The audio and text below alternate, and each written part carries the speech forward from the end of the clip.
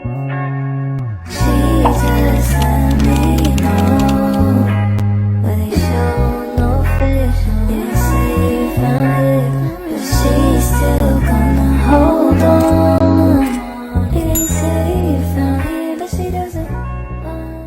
guys, and welcome back to my channel. This glam will be a full glam and I'll be doing a cut crease on my beautiful client. First, I'm going to start by taking some micellar water and just wiping down my client's face. It's very important that you do this because this will start your base off to have a very smooth base. You want to get rid of all excess oils and all makeup debris that she may have had on prior to her coming to her appointment. I normally start with the face, but this time I'm going to start with her eyes because she is doing a cut crease. So I'm going to start by carving out underneath the brows and also applying concealer onto the lid as my base. And I'm also going to add a lighter color to bring out the pigment of the colors. It's very important that you do that if you want the eyeshadow to be very pigmented, and then you want to buff those two colors together.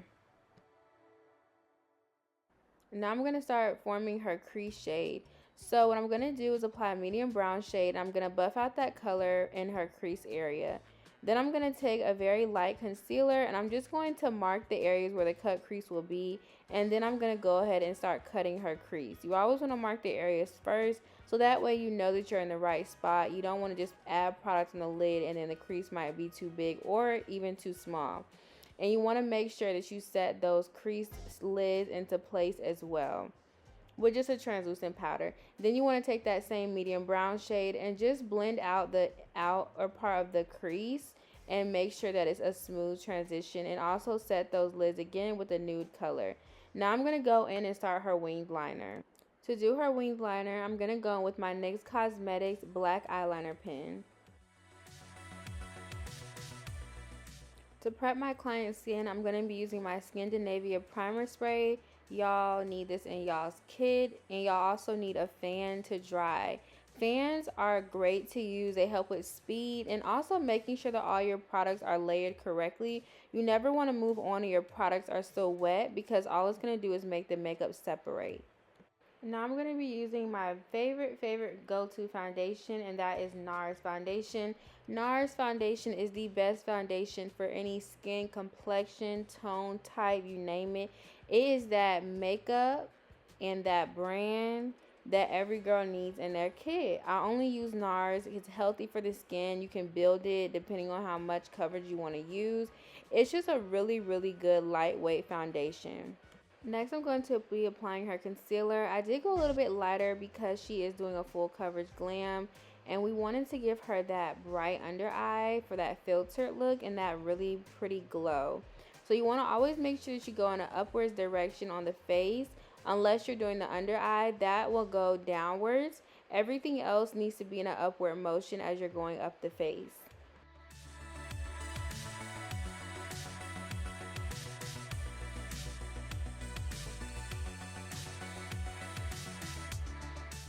Now I'm going to start blending out the concealer. Always use your foundation tool to start on your chin because you want to make sure you have a smooth transition, and you also want to tone down that concealer.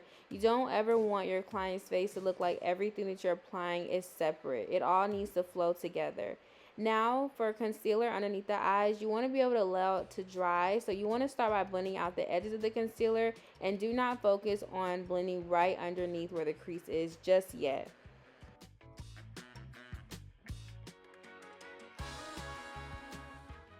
Then I'm going to take my smaller concealer brush and just get on the nose and also in the areas like on the forehead and any areas that you might have missed and couldn't get with the bigger brush.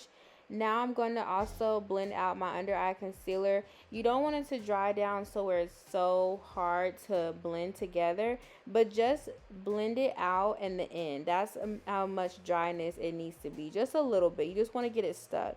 But you also want to make sure that you use a light hand underneath your client's eyes. Her eyes are watering due to the fact that she's not used to getting her makeup done, and also she had on lashes as well. So her eyes are not irritated or anything like that. But y'all see how smooth and buttery that base is? That's how your base needs to be always. Each client, clean the client's face and then apply a primer spray. It really makes a difference. Next, I'm going to be going in with my bronzer, and I'm going to be applying Juvia's Place bronzer. You want to make sure that you're working this product on top of your client's cheekbones because you want to give that lifted doll look. We are no longer applying contour underneath the jawline. We are not trying to widen our face. We are trying to slim it up and bring everything together. Next, for nose contour, you want to make sure that you take the same contour or bronzer and use an angle brush to really work that product in. And you also want to make sure that the product is landing on top of the nose. We are not contouring around the nose. That is going to do nothing but widen our features. The point of contour and bronzer is to slim everything down. So using a small angle brush will really help you. And also use the beginning of your brows as well as a good guide. Now I'm going to be setting her under eyes. To set, I'm going to be using the Laura Mercier translucent powder, and she didn't really need a whole lot of baking, so I just did 2 layers of the setting powder because her skin is not very oily, so she didn't really need a whole lot of powder. You also want to make sure you set the forehead, the chin, the cupid's bow, and also around the nose. And I use my Morphe Solid bronzer to set her bronzer into place.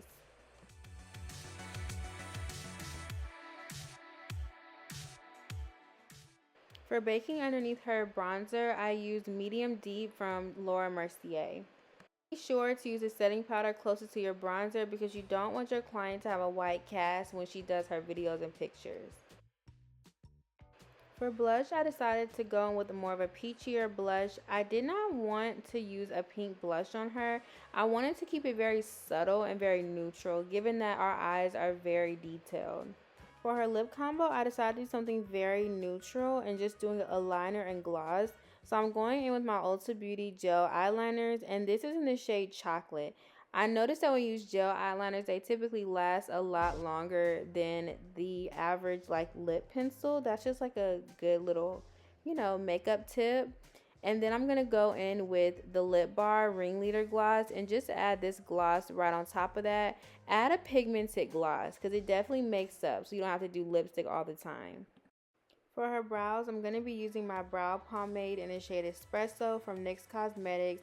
She doesn't really need a whole lot of brow pomade because her brows are already thick. So I'm kind of just going in and just defining them a little bit more because the powder and the other makeup debris will get on the client's brows or your own, and you won't be able to really see the definition of the brows. And always make sure you spoolie the front to give it a real natural ombre effect. And then lastly, you want to take your Charlotte Tilbury airbrush setting mist and spray your client's face completely down. And also make sure you clean your client's jewelry off or your own with some micellar cleansing water. And use that fan, don't forget. Thank you guys so much for watching.